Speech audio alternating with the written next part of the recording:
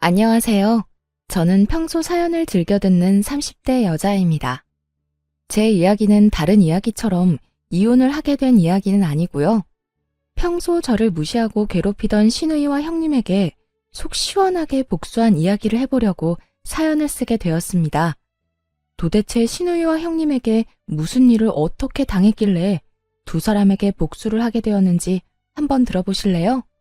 남편과 전 결혼한 지 2년이 된 부부였어요.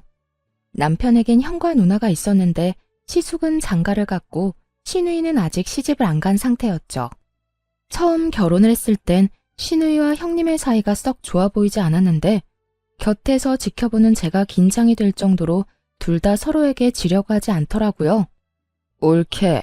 사람을 봤으면 인사를 해야 할 거 아니야? 아까 인사했는데 형님이 못 들으셨나 보네요. 내가 대답이 없으면 앞에 와서 눈을 마주치고 다시 인사를 해야 할 거 아니야. 굳이 그렇게까지 해야 한다고요? 그냥 형님이 진작 인사를 잘 들으셨으면 됐잖아요. 바로 뒤에서 인사했는데 그걸 못 들었으면 형님이 일부러 안 들으려고 노력한 거 아닌가요? 아니 옳게. 무슨 말을 그렇게 해? 내가 옳게 트집이나 잡으려고 일부러 인사를 안 받기라도 했다는 거야? 그렇잖아요. 제가 이 집에 살금살금 기어들어온 것도 아니고 문 여닫고 저 왔다고 어머님께도 인사드리고 동서한테도 인사하고 그러고 나서 형님께도 인사드렸는데 그걸 못 들었다고 이렇게 트집을 잡으시니 당연히 일부러 그랬다는 생각이 들지 않겠어요? 난 정말 못 들었다니까. 옳게는 꼭 이러더라. 사람을 이상하게 몰고 가서 나만 잘못한 것처럼 만들고 이렇게 상황 몰고 가면 통쾌해? 막 신나 죽겠어? 제가 상황을 그렇게 만드는 게 아니라 형님이 상황을 그렇게 만드는 거겠죠. 어떻게 하면 저한테 한 소리 할 수 있을까 싶어서 이런 상황을 만들어내잖아요. 이렇듯 두 사람은 인사 문제로도 서로 못 잡아먹어서 안달이 난 사람처럼 굴었고 이 싸움의 끝은 항상 서로를 잡아먹을 듯 노려보며 끝이 나곤 했죠. 상황이 이렇다 보니 전 시댁에 갈 때마다 두 사람의 사이에서 눈치를 살피느라 바쁠 수밖에 없었어요. 그러던 어느 날 시댁에 가져다 줄 것이 있어서 시댁에 가게 되었는데 시누이와 형님이 집에 있는 것이 아니겠어요? 시댁에 함께 살고 있던 시누이야 그렇다 치더라도 형님까지 있으니 또 싸우는 건 아닌가 싶어 저도 모르게 긴장이 다 되더라고요. 두 사람의 눈치를 살피고 있으니 아니나 다를까 티격태격한다 싶더니 결국 또 언성을 높이며 싸우기 시작했어요. 하필 시부모님은 함께 산책하러 가신다며 집을 비우신 상태였고 두 사람의 싸움은 말릴 새도 없이 심해져만 가더군요. 싸움의 이유도 유치하기 짝이 없었어요. 시누이가 소파에 앉아 TV를 보는 상황이었고 형님이 소파에 앉으며 리모컨을 엉덩이로 누르며 TV가 꺼져버린 것이었어요. 그것을 시작으로 불이 붙은 싸움은 걷잡을 수도 없이 커져버렸던 것이었죠. 옳게. 지금 뭐 하는 짓이야? 나 TV 보고 있는 거 안 보여? 이게 무슨 경우 없는 짓이야? 형님, 제가 일부러 그런 것도 아니고 앉으려다가 실수로 눌린 걸 어떻게 해요? 실수긴 하지만 어찌 되었든 죄송하네요. 그게 죄송하다는 사람의 태도야? 말투, 표정, 어느 것 하나 죄송하다는 사람의 태도가 아니잖아. 사실 제가 잘못한 것도 없잖아요. 일부러 그런 것도 아니고. 정말 실수로 그렇게 된 건데 무릎이라도 꿇고 빌어야 하는 거예요? 그걸 바라는 거예요? 그런 뜻이 아니잖아. 아무리 실수라고 한들 옳게가 한 행동 때문에 내가 피해를 봤으면 적어도 진심 어린 사과 한마디 정도는 해야 하는 거 아니야? 무슨 거지 적선하듯 죄송하네요. 내가 무슨 거지야? 그딴 식으로 사과를 던져주게? 아, 진짜. 형님, 또 시작이에요? 또 저한테 트집 잡고 뭐라고 하는 거. 정말 궁금해서 물어보는 건데 저한테 도대체 왜 이렇게까지 하세요? 왜 저만 보면 못 잡아먹어서 안달이냐고요? 내가 진짜 기가 막혀서? 내가 또 언제 올케를 못 잡아먹어서 안달이었다고 이러는 거야? 시누이는 화가 머리끝까지 난 듯 보였고 형님 역시 별반 다르지 않아 보이더군요. 이 일을 어떻게 해야 하나 눈치만 살피고 있는데 시누이가 저를 보더니 갑자기 잘잘못을 가려달라고 우겨대기 시작했어요. 작은 올케, 올케가 말해봐봐. 지금 이 상황 내가 과하다고 생각해? 아니지. 지금은 큰 올케가 잘못된 행동 맞잖아. 신우이는 대답을 강요하듯 물어오고 있었고 그 상황을 지켜보던 형님도 저에게 본인 편을 들어달라는 뉘앙스로 말하기 시작하더군요. 그래, 동서가 말해봐봐. 처음부터 다 지켜봤으니까 잘 알겠네. 내가 지금 TV를 일부러 껐어? 아니잖아. 나도 모르게 눌려서 꺼진 거 다 봤잖아. 다 실수인데 내가 고개 숙여 사과까지 해야 한다고 생각해? 그리고 형님이 매번 나한테 온갖 트집 잡아서 시비 거는 거 동서도 다 봤잖아. 뭐라고 말 좀 해봐. 양쪽에선 서로 본인의 편을 들어달라 난리였고 전 이러지도 저러지도 못하고 우물쭈물 눈치만 살피고 있었어요.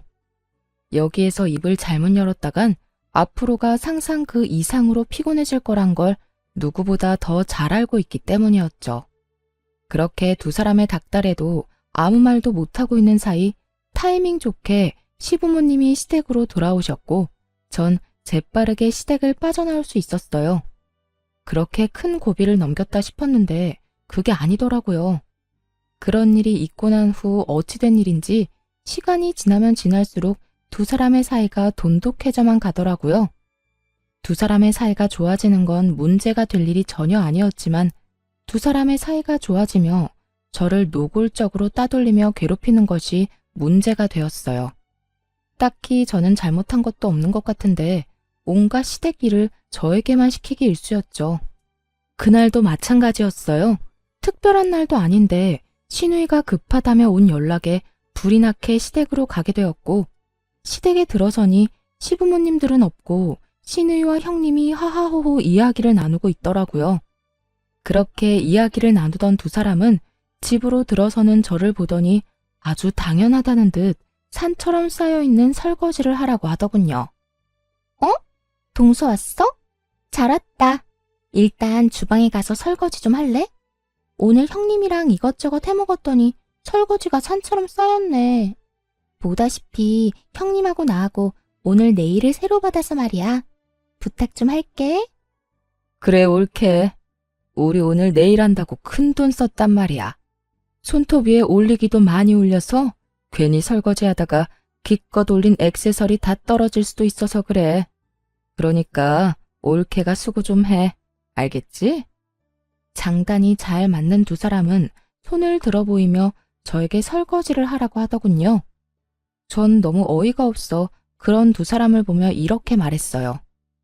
지금 저한테 설거지나 하라고 급하게 오라고 한 거였어요? 두 사람이 내일 한 건 알겠는데 왜 제가 이 설거지를 해야 해요? 여긴 제 집도 아니고 저것도 제가 먹고 치운 접시도 아닌데요. 전 어느 정도 화가 올라온 상태였고 그랬기에 제 말투도 곱게 나가진 않았죠. 하지만 두 사람은 제가 기분이 나쁘든 말든 상관도 없다는 듯 코웃음을 치며 더욱 가관인 말을 뱉어내기 시작하더군요. 옳게. 일도 안 하고 집에서 놀기만 하면 살만 찐다. 그렇게 되면 내 동생이 옳게를 지금처럼 사랑해 주겠어? 이게 다 옳게 생각해서 하라는 거야. 운동도 되고 얼마나 좋아? 그래, 동서. 내가 아버님, 어머님 오시면 동서가 와서 설거지 다 해줬다고 꼭 말할게. 그러면 점수도 딸 수 있잖아. 여러모로 다 동서한테 좋은 일인데 왜 그렇게 화를 내고 그래? 그리고 보다시피 우리가 네일을 받아서 하고 싶어도 못하는 상황이라니까. 기가 막히고 코가 막히는 노릇이었죠. 저만 집에서 노는 것이 아니라 형님도 결혼을 하며 집에서 놀고 있었고 신우이 역시 얼마 전 회사를 때려치우고 시댁에 얹혀 살며 놀고 있으면서 저에게 저딴 말이나 하고 있으니 그저 열불이 나는 상황이었죠. 보란듯이 반짝이는 손가락을 흔들어대는 두 사람을 보며 면전에다 침이라도 한껏 뱉어주고 싶은 심정이었어요. 누군 네일을 안 해본 것도 아니고 붙인 것이 많아 신경이 쓰이면 고무장갑을 끼면 되는 일 아닌가요? 더는 참고 인내하며 사이좋게 지낼 마음이 사라져버렸고 그대로 주방에서 고무장갑을 가지고 와 두 사람에게 한 짝씩 나누어주며 이렇게 말했습니다.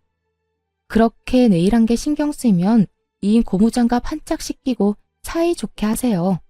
그러면 다 해결되지 않겠어요? 뭐야? 옳게. 지금 손윗 사람한테 이게 뭐 하는 짓이야? 우리가 엄연히 동서보다 집안 서열이 높은데 우리가 하라고 하면 해야 할 것 아니야? 두 형님들 잘 들으세요. 아무리 손아랫 사람이라도 이런 식으로 부려먹는 경우는 없어요. 저는요, 이딴 일은 할 생각 없으니까 알아서 하고 다음부턴 이런 일로 사람 오라가라 하지도 마세요. 전 노발대발하는 두 사람을 뒤로한 채 집으로 와버렸고 이 일이 시발점이 되어 두 사람은 저를 더 악랄하게 괴롭히기 시작하더군요. 한 번은 이런 일도 있었어요. 당시 전 자전거를 타고 다녔는데 시댁에 끌고 갔던 제 자전거 바퀴에 시누이와 형님이 구멍을 내다 들키는 일도 있었어요. 그걸 발견한 저는 남편을 불러다 모든 사실을 말하며 화를 냈고 남편은 그 자리에서 시누이와 형님께 화를 내는 일도 있었죠. 누나, 이게 다 무슨 짓이야? 이게 얼마나 위험한 짓인 줄 몰라서 그래? 형수님도 그래요. 이게 다 무슨 짓이에요? 요즘 초등학생도 이렇게는 안 해요. 이러다 사고라도 나면 어쩌려고 이런 거예요? 서방님, 아니에요. 저희는 아무 짓도 안 했다고요. 그저 바퀴에 바람이 빠진 것 같길래 그냥 살펴보던 중이었다고요. 그래, 우리 억울해. 우리가 미쳤다고 그런 짓을 하겠어? 큰올케 말대로 우린 그저 바퀴에 바람이 빠진 것 같아서 살펴보고 있었던 것뿐이라고. 두 사람은 제가 봤는데도 불구하고 절대 아니라며 발뺌하기 바빴고 제가 본 것을 증명할 일이 없었기에 남편은 다시 이런 짓을 한다면 가만두지 않겠다며 확실하게 못 받고 이 일을 넘겨버렸죠. 진짜 이번엔 그냥 넘어가는데 다시 한번 이러면 나 가만히 안 있어. 누나고 형수님이고 가만두지 않을 거라고. 그러니까 앞으로는 우리 집사람 괴롭히지 마. 저 역시 화는 났지만 그 짧은 순간에 송곳은 어디로 치워버렸는지 보이지도 않아 그냥 넘기게 되었습니다.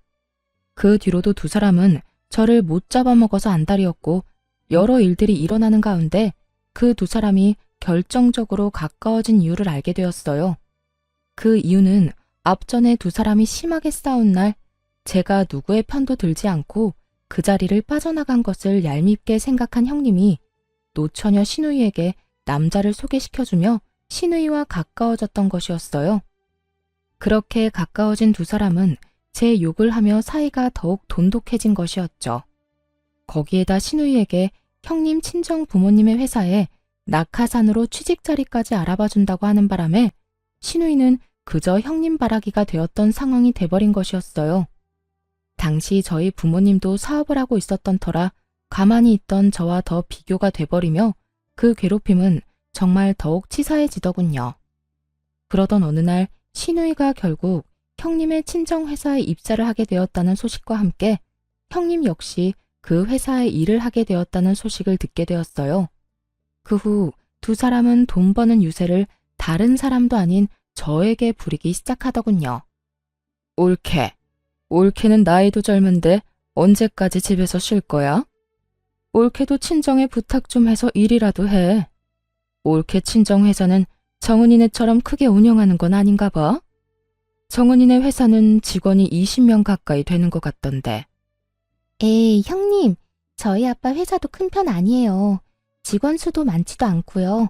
그저 회사가 튼튼해서 망할 리 없다는 게 장점이죠. 자고 일어나면 줄줄이 망하는 요즘 같은 때 그 정도면 대단한 거지. 그렇지 않아, 옳게? 아, 네? 네, 그렇네요. 20명이면 대단한 거죠. 두 분 다 일하시느라 피곤하시겠어요. 이런 일은 처음이라 좀 힘들긴 한데 정은이가 워낙 날 편하게 해줘. 아, 옳게는 모르겠구나. 정은이가 우리 부서 팀장으로 들어왔거든. 그 덕에 나는 편하게 회사 생활하지. 아, 정은아, 그러지 말고 네 손아래 동서도 일자리 좀 알아봐줘. 회사에 청소할 사람은 안 필요해? 신우이의 말을 듣고 있는데 정말 치가 다 떨리더라고요. 청소부라는 일을 무시하는 것이 아니라 신우이가 말하는 투가 딱 저를 한껏 무시하는 것이 느껴져 정말 참을 수가 없었어요. 그리고 시시덕거리며 말하던 신우이에게 형님의 대답은 더욱더 가관이었죠. 딱히 필요 없긴 한데 동서가 워낙 청소를 잘하니까 없는 자리라도 만들어 볼까 봐요. 저런 인재가 또 없을 텐데 제가 힘 좀 써서 입사시켜야 하지 않을까요? 역시 우리 큰 올케는 능력도 좋은데 마음도 넓다니까. 작은 올케는 큰 올케 때문에 아무 능력도 없는데 취업까지 하게 생겼네. 고맙게 여겨. 아무리 가족이라도 막 취업시켜주고 이런 거 힘든 거 알지? 이렇게 두 사람은 저를 대놓고 비웃으며 비아냥거리고 있었고 전 머리끝까지 화가 치솟아 오르며 결심하게 되었어요. 그 잘난 부모 능력으로 두 사람을 좀 눌러주기로 말이죠. 제가 웬만하면 돈, 부모 재력으로 남을 깔보거나 그런 걸로 남을 누르는 짓은 하고 싶지 않았는데 두 사람 하는 꼴을 보니 도무지 안 될 것 같아 큰 결심을 하게 된 것이었죠. 며칠 뒤 전 형님의 회사로 향했습니다. 제가 회사에 나타나니 형님과 신우이가 저를 보며 또 비아냥거리기 시작하더군요. 동서? 여기까지 웬일이야? 혹시 정말 청소라도 하러 온 거야? 그러게, 혹시 오늘도 자전거를 타고 여기까지 온 거 아니지? 전 그런 두 사람에게 제가 처녀 때 타고 다니던 외제차 차키를 흔들어주며 이렇게 말했어요. 아니요, 오늘은 이 차 끌고 왔네요. 그 차키, 그거 1억 넘는 차 아니야? 동서, 그 차키는 어디에서 난 거야? 친구 거라도 빌렸어? 형님, 동서 보세요. 여기 오느라 외제차까지 빌렸나 봐요. 이게 무슨 일이야? 뭐야, 정말 차 빌려서 타고 온 거야? 꼴에 외제차 탈 거라고 옷도 챙겨 입고 온 거 좀 봐. 두 사람은 저를 향해 계속해서 비웃음을 보내고 있었고 전 두 사람이 그러거나 말거나 그저 지켜보며 누군가를 기다리고 있었죠. 그 순간 형님의 친정아빠이자 회사의 사장이 저에게 불이 나게 다가와 인사를 건네더라고요. 안녕하세요. 사장님과 많이 닮으셨네요. 한눈에 알아봤어요. 네, 안녕하세요, 사장님. 급하게 잡은 약속인데 이렇게 시간 내주셔서 감사합니다. 감사는 무슨, 저희가 더 감사하죠. 이렇게 기회를 주신다는데. 이렇듯 정답게 인사를 나누는 와중에 신우와 형님은 이게 무슨 일인가 싶어 눈을 동그랗게 뜨고 저를 바라보더라고요. 평소 저를 그렇게나 무시했는데 회사 사장님과 이렇게 대화를 나누니 적잖게 놀란 눈치였죠. 전 그런 두 사람에게 모든 사실을 알려주기로 했어요. 아, 내가 말 안 했어요? 이번에 회사에 큰 계약할 수도 있다고 했던 회사가 저희 아빠 회사예요. 아빠가 여러 회사 고민하시다가 여기가 형님 친정 회사라고 덜컥 거래하시겠다고 하시길래 제가 그건 아니라고 이런 큰일일수록 확실하게 알아봐야 한다고 했더니 글쎄 저보고 한번 다녀오라고 하더라고요. 그게 정말이야? 동서 이때껏 아무 말도 안 했었잖아. 작은 회사라고 했었잖아. 그러게. 옳게. 왜 진작 말 안 했어? 그렇게 잘 나가는 회사라는 건 말 안 했잖아. 제가 굳이 말을 해야 하나요? 그리고 저는 저희 아빠 회사를 정말 큰 회사라고 생각해 본 적이 없었어요. 그래서 굳이 말할 필요도 없다고 생각했고요. 이제 아시겠죠? 전 여기에 자전거 타고 청소하러 온 게 아니라 거래 전 마지막 점검차 나온 거예요. 사실 저희 친정아빠는 제법 큰 회사를 운영하고 있었고 전 굳이 시댁에 알릴 필요가 없다고 생각하여 아무 말도 하지 않아 시댁 식구들은 아무도 모르는 상태였어요. 그런데 얼마 전부터 아빠가 새롭게 거래를 시작하려고 하는데 그 리스트 중 형님의 회사가 있는 것 같다며 저에게 물어본 적이 있었죠. 전 그 회사가 맞다고 했었고 아빠는 이왕 일을 함께 하는 것인데 한 달이 건너도 가족이라며 형님네 회사로 최종 결정을 내리려던 중이었어요. 그러는 와중 형님과 신우이가 저에게 청소부나 하라는 말을 해버렸고 그 무시 가득한 발언에 인내심이 바닥이 난 저는 아빠의 힘을 빌려 두 사람이 좋아하는 갑질을 제대로 보여주러 온 것이었죠.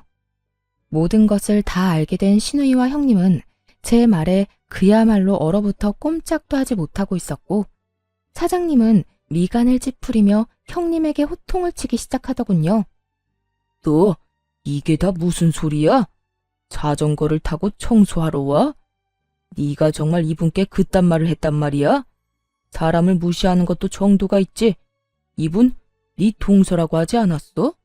그런데 그딴 말을 했단 말이야? 너 도대체 네 시댁에서 어떤 식으로 행동하고 다니는 게야? 사장님의 호통에 형님뿐만 아니라 시누이까지 꿀먹은 벙어리라도 된 듯 아무 말도 하지 못하고 있더라고요. 전 그런 두 사람을 대신해 사장님께 이렇게 말해주었습니다. 아까는 저한테 자전거 타고 청소하러 왔냐면서 하셨잖아요. 저는 점검차 나온 거긴 하지만 형님들이 청소하라고 하니 청소라도 할까봐요. 저보고 청소 잘한다고 청소부 자리라도 내준다고 하셨거든요. 사장님 따님이자 제 형님이 말이에요. 어떻게 할까요? 저 지금 청소라도 하면 될까요, 사장님? 제 말에 형님의 아빠는 목부터 얼굴까지 빨갛게 달아오른 모습으로 고함을 지르며 저에게 사과를 하라고 했고, 형님은 악다구니를 쓰며 싫다고 하더군요. 너 당장 사과드리지 못해? 이게 무슨 망신이야? 아무리 생각이 없다고 해도 사람을 그렇게 무시하는 게 어딨어? 그것도 이렇게 중요한 분을. 뭐? 사과? 내가 왜요? 내가 뭘 잘못했다고 사과까지 해요? 청소부 이야기는 그저 농담이었다고요. 우리끼리 가볍게 주고받은 농담 말이에요. 그리고 내가 손윗 사람인데 어떻게 손아랫 사람한테 사과해요? 전 절대 싫어요. 윗사람이면 윗사람답게 굴었어야지. 하는 행실은 어린애보다 못한 짓거리를 해놓고 윗사람 대접은 받고 싶은 게야? 너 진짜 당장 사과 못해. 너 때문에 회사 문 닫는 꼴을 기어코 봐야 사과를 할 테야. 형님은 회사 문을 닫는다는 말을 듣고서야 저에게 우물쭈물 안 한 것만도 못한 사과를 뱉어내더군요. 미안해. 이걸 사과라고 하는 것인지 그저 웃음만 나더라고요. 전 형님의 사과 앞에 비웃음을 날려주며 말했어요. 아니요, 됐어요. 전 그딴 진심이라고는 없는 사과 받고 싶진 않네요.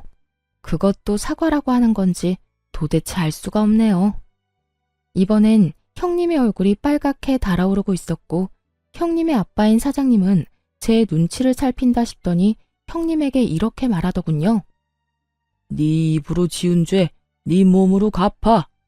앞으로 한 달 동안 우리 회사 말고 저쪽 회사로 가서 계단 청소라도 해서 용서를 구해. 뭐라고요? 나한테 지금 청소를 하라고 한 거예요? 그것도 동선의 회사 계단 청소를요? 그래, 여기 너 말고 잘못한 사람이 또 있어? 왜 저한테만 그러세요? 청소 이야기는 형님도 같이 했다고요. 자전거 타고 왔냐고 비아냥거린 것도 마찬가지고요. 옳게. 굳이 나까지 끌고 가야겠어? 혼자서 다녀와도 되잖아. 억울해서 그러죠. 하기는 같이 했는데 왜 저만 이 꼴을 당해야 하냐고요. 형님도 같이 가서 같이 계단 청소해요. 옳게. 정말 이럴 거야? 왜요? 내가 틀린 말 했어요?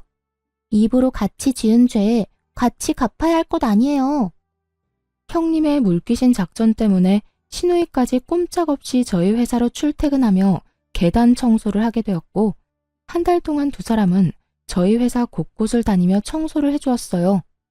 그렇게 마지막 날이 되었고, 두 사람은 일이 끝나자마자 저희 집으로 득달같이 찾아왔더군요. 두 사람은 오는 길에 싸우기라도 한 듯 사이가 좋지 않아 보였는데 저희 집에 들어오면서도 싸우고 있더라고요. 옳게. 진짜 너무하는 거 알아? 어차피 피할 수 없는 청소 혼자 했으면 됐지. 꼭 거기에서 나까지 끌어들여야 했어. 이게 뭐야? 온몸에 땀 냄새에 손에 주부습진 오기 직전이라고. 내가 뭐 틀린 말 했어요? 형님도 동서 괴롭힌 거 맞잖아요. 난 그저 동서가 얄밉다고 한 것뿐인데 신나서 동서 괴롭히기 시작한 건 형님이잖아요. 그럴 땐 언제고 청소는 나 혼자 하라고요? 내가 왜요? 청소를 빠져야 할 사람은 형님이 아니라 저였다고요. 뭐? 너 진짜 말 다 했어? 그래, 말 다 했다. 어쩔 건데, 어쩔 거냐고. 감정이 극에 달해버린 두 사람은 반말까지 하며 싸우기 시작했고 결국 폭발해버린 신우이가 형님의 머리를 향해 손을 뻗으며 더 큰 싸움이 시작되었어요. 전 그런 두 사람의 치열한 싸움을 말릴 생각도 없이 지켜보다 집으로 시부모님과 시숙을 불러버렸어요. 얼마 지나지 않아 화가 머리끝까지 난 시부모님이 집으로 들어왔고 한바탕 소란을 일으키고 있는 두 사람을 본 시부가 호통을 치기 시작했어요. 이게 다 무슨 일이야? 둘 다 그만두지 못해? 시부의 호통에 두 사람은 싸움을 멈추는가 싶더니 반성은커녕 서로 잘못한 것에 대해 이르기 바쁘더군요. 아빠, 올케 좀 혼내줘요. 올케가 먼저 작은 올케 얄밉다면서 괴롭히자고 했다고요. 난 그저 올케가 시키는 대로 한 것뿐이야. 나한테 일자리도 소개시켜주고 남자도 소개해주면서 시키는데 내가 어쩌겠어? 시키는 대로 하는 수밖에. 아니에요, 아버님. 형님이 먼저 저희가 싸우는데 동서가 아무런 행동도 하지 않고 자리 피해버린 게 괘씸하다고 괴롭히자고 했다고요. 그리고 남자 소개해준 건 형님이 계속 외롭다고 해서 해준 거고 일자리도 형님이 계속 마땅한 일자리가 없다고 해서 저희 아빠 회사에 취업시켜준 거라고요. 내가 언제 그랬어? 올케가 먼저 일자리하고 남자 이야기 꺼내면서 내 기분 맞춰주면서 작은 올케 너무 얄밉지 않냐고 말 꺼냈잖아. 난 거기에 장단 맞춰준 것뿐이고. 장단만 맞춘 사람이 송곳까지 챙겨서 동서 자전거 바퀴에 구멍을 뚫어요? 그 장단 2번 맞췄다간 아주 큰일 나겠어요. 뭐야? 그건 올케가 자전거 타고 다니는 꼴도 얄밉다면서 자전거를 확 버려버리면 어떻겠냐고 하니까 그랬던 거지. 그리고 작은 올케한테 구멍 뚫다가 들키니까 송곳 버린 사람이 누군데? 내 손에서 재빠르게 송곳 뺏어서 차 밑으로 던진 사람은 올케였잖아. 그게 다 형님이 동서는 가진 것도 없으면서 잘난 척한다고 얄밉다고 해서 시작된 일이잖아요. 올케야말로 쥐뿔도 없는 작은 올케 괴롭혀주고 싶다고 했잖아. 못 사는 집에서 자란 주제에 콧대만 높다고 해놓고. 두 사람은 서로의 잘못을 이르는 것에 정신이 팔려 자신들이 한 짓을 스스로 고하고 있었고 때마침 도착한 시숙이 심각한 얼굴로 이 모든 것을 듣고 있었죠. 시숙과 시부모님의 낯빛은 실시간으로 어두워지고 있었고 이러한 사실을 전혀 알지 못하는 두 사람은 마주보고 서로 얼굴에 침 뱉기를 이어가고 있더군요. 차마 눈뜨고는 보기 힘들 광경에 시부는 다시 호통을 치기 시작했어요. 그만하지 못해? 얼마나 더 못난 꼴을 보일 작정이야? 너희 잘못은 너희가 다 말해서 잘 알겠고 말하는 꼴을 보니 스스로도 잘 알고 있는 것 같구나. 그만큼 잘못을 했으면서도 여기 와서 이딴 꼴이나 보이고 있으니. 아빠, 그게 아니라요. 전 진짜 잘못이 없다고요. 아버님, 저도 잘못한 거 없어요. 이게 다 형님 때문이라고요. 둘 다 그 입 다물지 못해? 조용하고 당장 무릎 꿇고 빌어. 얼른! 시부는 결국 두 사람에게 무릎을 꿇고 빌라고 했고 두 사람은 여전히 반성이란 모르는 사람처럼 왜 그렇게까지 해야 하냐고 따지고 들더군요. 싫어요. 내가 왜 무릎까지 꿇어요? 내가 뭘 잘못했다고. 그래요, 아버님. 저희 반성의 의미로 오늘까지 동선의 회사에 청소까지 해주고 왔다고요. 그런데 무릎까지 꿇으라고요? 싫어요. 아직도 이유를 모른다 이 말인 거지? 그래, 좋다. 큰며느리는 네 남편이 알아서 할 테니 나는 더는 입댈 것도 없을 것 같고 너는 오늘부터 집에서 나가거라. 난 너같이 생각도 없고 반성도 할 줄 모르는 딸은 필요 없다. 시부는 반성이란 모르는 시누이에게 집에서 나가라고 선포해버렸고 시누이는 이런 시부의 말을 받아들일 수 없다는 듯 시부에게 대들기 시작했어요. 내가 왜 나가야 하는데요? 아빠는 왜 맨날 내 편을 안 들고 작은 올케 편만 들어요? 내가 다 아니라고 하잖아. 다 큰 올케가 시켜서 그런 거라고 하잖아. 그렇다고 한들 네 잘못이 아닌 게 돼? 누가 시키든 그런 행동은 안 했어야지. 남의 자전거에 송곳으로 구멍 뚫는 것도 모자라 말로 상처 주기까지 했다고? 얄미워서 괴롭혔다고? 그게 윗사람으로서 할 짓이야? 넌 아무리 봐도 반성이란 모르는 것 같으니 네 잘못을 뉘우치기 전까진 집에 오지도 마. 이제부터 너에 대한 지원도 다 끊을 게다. 시부는 화를 내며 집을 나가버렸고 그 뒤를 따라 시모 역시 가버리더군요. 그렇게 가버리고 나니 시부모님 뒤에 서 있던 시숙이 모습이 드러났어요. 시숙의 잔뜩 화가 난 모습이 보이자 형님은 눈을 동그랗게 뜨고 그저 시숙을 바라보고만 있더라고요. 그런 형님의 모습에 치가 떨린다는 듯 시숙은 한숨을 크게 내쉬더니 이렇게 말했어요. 잘못한 것이 없어? 누나가 더 잘못했다고? 내가 듣기엔 두 사람 다 도토리 키재기 하는 것 같은데. 여보, 다 들었어? 어디서부터 들은 거야? 어디서부터 듣긴 두 사람이 서로 잘못한 거 없다고 딱 잡아뗄 때부터 다 들었지. 여보, 내 말 좀 들어봐. 난 그게 아니라 다 형님이 동서는 잘 살지도 못하면서 잘난 척하는 게 얄밉다고 나한테 계속 그래서 그냥 장단만 맞춰준 거야. 믿어줘. 당신이 한 말도 만만치 않던데. 뭐? 자전거 타고 다니길래 재수씨가 못 사는 집안인 줄 알았다고?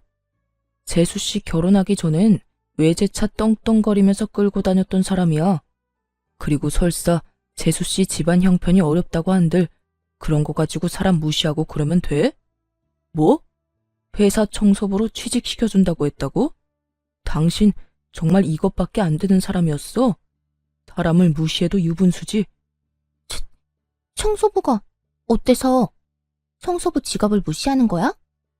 난 지금 청소부라는 직업을 무시하는 게 아니라 당신이 청소를 시킨다며 재수씨한테 말하던 그 순간에 당신이 가진 마음가짐에 대해서 말하고 있는 거야. 당신 재수씨를 무시하려고 했던 말인 거 여기 모르는 사람 있어? 여보, 내 말 좀 들어보라니까. 난 그저 정말 농담처럼 한 말이었어.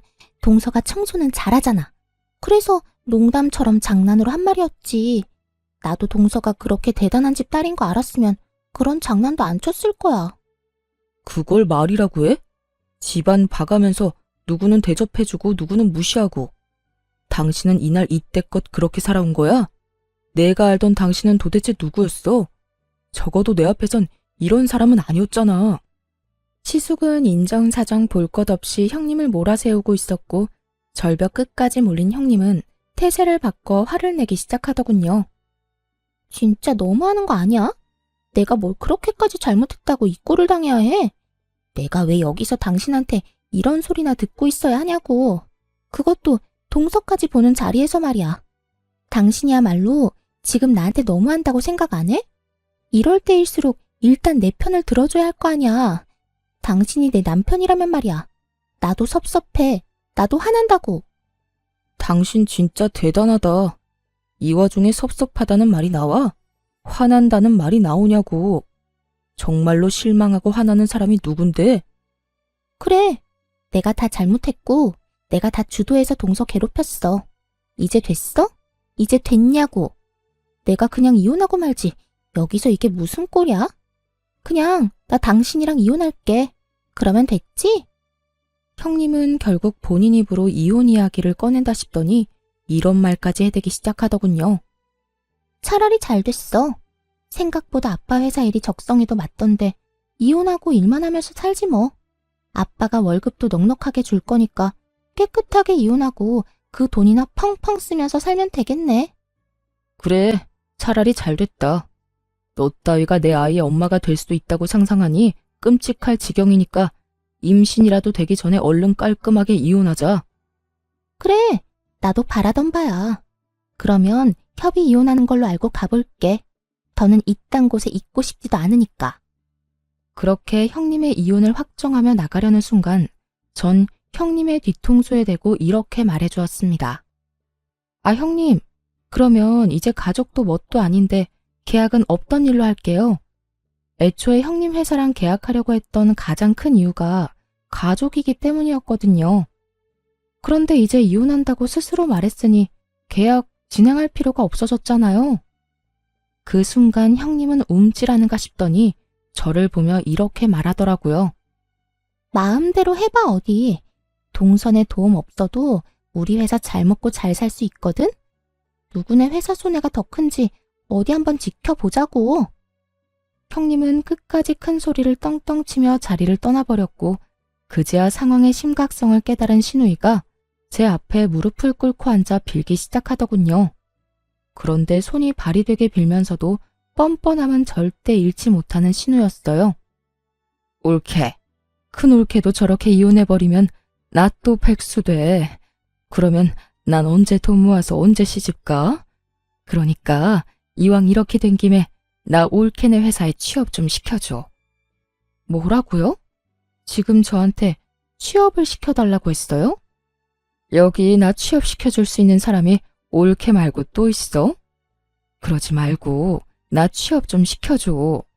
말이야 바른 말이라고. 올케가 나랑 큰 올케한테 갑질하는 바람에 오늘 이런 일이 다 일어난 거 아니야.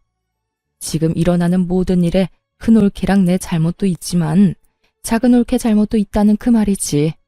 그러니까 나 취업 좀 시켜줘. 보아하니 친정회사도 엄청나게 잘 나가던데 내 자리 하나쯤 알아봐주는 거 일도 아니잖아.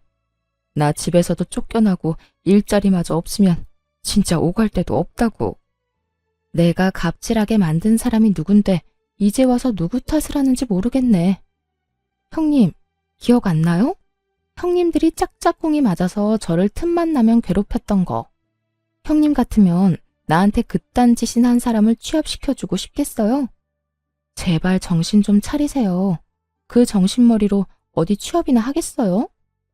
형님, 그렇게 살면 시집도 못 가요.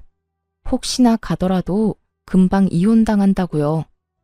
전 정신이 나가버린 것 같은 신우이에게 그간 신우가 저에게 했던 행실들을 말해주며 단호하게 한 소리 해주었고 제 말에 기분이 상해버린 신우이는 자리에서 벌떡 일어나더니 사태질까지 해대며 화를 내기 시작하더군요.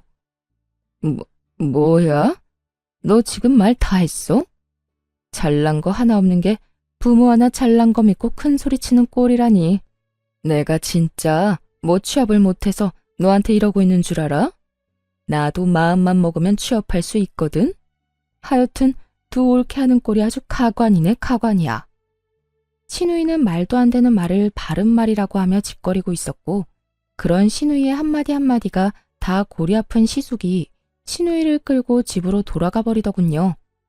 그렇게 한 차례 폭풍이 지나가고 난 후 전 제가 말한 대로 아빠와 상의해 계약을 없던 일로 해버렸어요.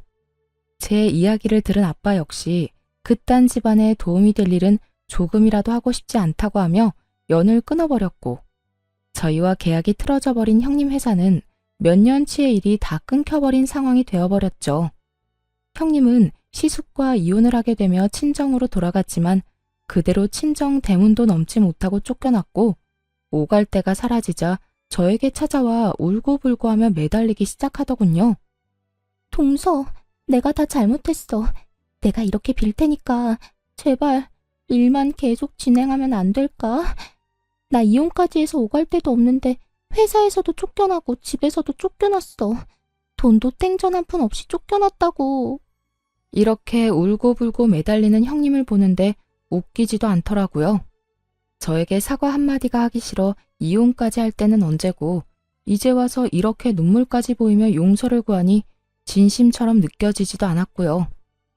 이제 와서 이런다고 한들 제 마음이 돌아설 것 같아요. 방금 말한 대로 이제 나랑 가족도 뭐도 아닌데 더욱 거래를 이어나갈 필요가 없죠. 그러니까 여기서 이러지 말고 당장 나가주세요.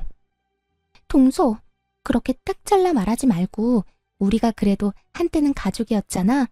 그 정을 생각해서라도 제발. 저한테는 애초에 가족 간의 정 같은 건 없어서 남은 정 따위도 없네요. 그러니까 나가주세요. 형님은 이러한 제 말에도 꿈쩍도 하지 않고 계속 눈물을 흘리며 빌고 있었고 그런 형님의 모습에 참고 또 참던 남편이 폭발해 한마디 하기 시작했어요. 내가 웬만하면 집사람이 아무 말도 하지 말라고 해서 참으려고 했는데 도저히 참을 수가 없네요. 그쪽이 내 와이프한테 한 짓이 있는데 이제 와서 이런다고 뭐가 달라집니까? 양심이란 게 없어요. 도대체 얼마나 얼굴에 철판을 깔았으면 부끄러운 줄도 모르고 여기 와서 눈물을 흘리고 있어요. 그렇게 우리 집사람이 만만해요? 서방님, 난 그런 게 아니라 정말 너무 힘들어서 마지막이라 생각하고 찾아온 거예요. 동서 말 한마디면 다 해결되니까요. 나도 오죽했으면 여기까지 와서 이러겠어요. 오죽 힘들면 이러겠냐고요. 그러니까 문제라는 거예요. 진심으로 반성해서 찾아왔다고 해도 욕이 나오려고 하는데 본인 힘들다고 부탁이나 하려고 찾아왔다고요? 참나, 기가 막히네요, 정말. 내가 경고하는데 다신 찾아오지 마세요. 다시 찾아오면 내가 진짜 가만히 있지 않을 겁니다. 서방님, 저 진짜 반성도 하고 있어요. 정말이라고요. 그러니까 동서 좀 설득해 주세요. 누구 보고 계속 서방님이라고 하는 겁니까? 이제 우리 아무 사이도 아닌 거 잊었어요? 이 자리에서 이혼하자고 큰 소리 친 사람이 그걸 잊었을 리 없을 텐데요. 어찌되었든 당장 나가주세요. 경찰 부르기 전에 나가라고요. 남편은 형님에게 호통을 치며 매몰차게 쫓아내버렸고 그 후론 더는 찾아오는 일은 없었어요. 그리고 남은 한 사람, 신우이 역시 쫓겨난 건 매 한 가지였습니다.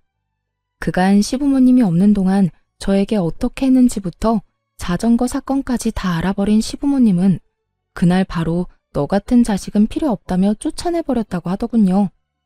그나마 있던 돈을 포함해 카드까지 왕창 긁어왔던 신우이는 집 얻을 돈도 없어 그 나이에 고시원이나 전전하며 급히 일자리를 찾고 있다고 하더군요.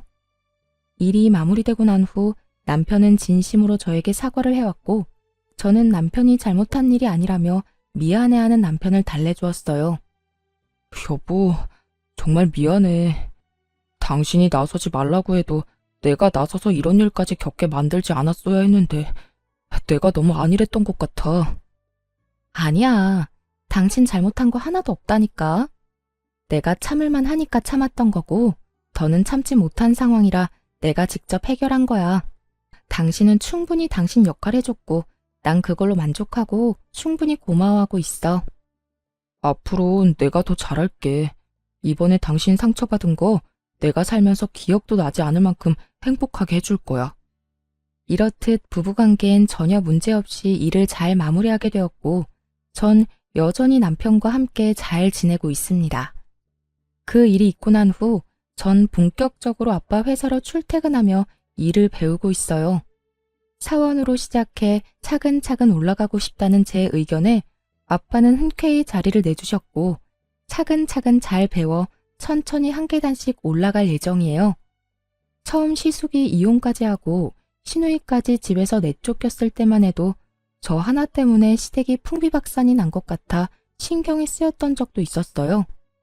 알게 모르게 눈치를 살피던 저에게 시부와 시숙이 이렇게 말씀해 주시더라고요. 아가야, 네가 뭘 잘못했다고 그렇게까지 눈치를 봐? 이 녀석이 이혼한 거야. 자기 마누라가 잘못해서 이혼한 거고 내가 내 딸 내쫓은 거야. 내 딸이 잘못해서 내쫓은 건데 그런 거 가지고 계속 네가 눈치 보면 우리가 더 미안해진단다. 그래요, 재수씨. 요즘 만날 때마다 재수씨가 괜히 우리 눈치 살피면서 말도 잘 안 하고 해서 우리가 더 미안해지려고 해요. 재수씨, 내가 이혼한 거나 누나가 쫓겨난 거는 다 두 사람이 잘못해서 일어난 일이지 재수씨의 잘못은 하나도 없다고요. 그저 우리가 이런 일이 일어나기 전에 신경 쓰지 못한 게 미안할 따름이에요. 그래 아가, 이런 일이 일어나고 나니 우리가 너무 집안에 무심했다 싶더구나. 네 마음고생이 심했겠단 생각도 들고 말이야. 우리가 참 미안하구나. 우리가 앞으로는 더 많이 신경 쓸 테니 너도 그만 눈치 보고 예전처럼 편하게 웃으면서 잘 지내보자꾸나. 그렇게 말씀해 주셔서 감사합니다. 저도 앞으로 더 잘할게요. 이렇게 말씀해 주신 덕분에 전 한결 마음이 편안해진 상태로 지내고 있어요. 시누이는 가족이라 어쩔 수 없이 언젠가 다시 왕래하고 지내긴 하겠지만 여전히 가깝게 지낼 생각은 전혀 없는 상태예요. 사람 쉽게 바뀌지 않는다고 반성한다고 말을 하며 그런 척을 한다고 한들 절대 쉽게 변할 사람이 아니란 걸 잘 알고 있으니까요.